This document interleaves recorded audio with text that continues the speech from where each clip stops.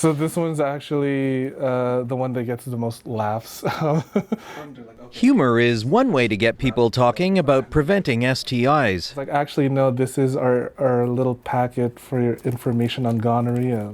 As a volunteer, Tim Lagman distributes condoms and health information at events. People know how to protect themselves during sex, but he's the first to admit it doesn't always happen.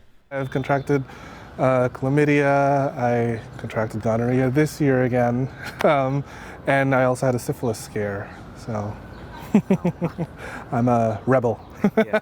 The number of cases of the 3 most common STIs in Canada has grown sharply in the last decade. Gonorrhea is up by almost 20% in just 1 year. Chlamydia, the most common infection, grew by about 5%.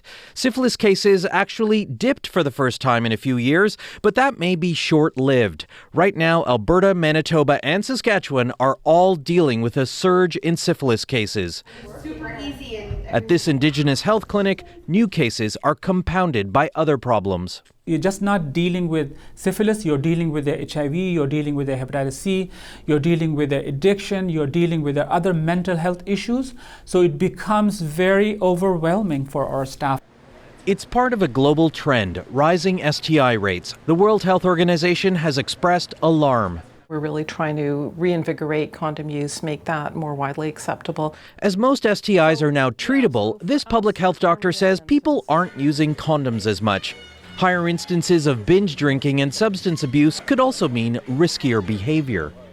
We also know that there are issues such as people meeting people online, dating apps may be contributing to this, and increased number of sexual partners as well could be a contributing factor.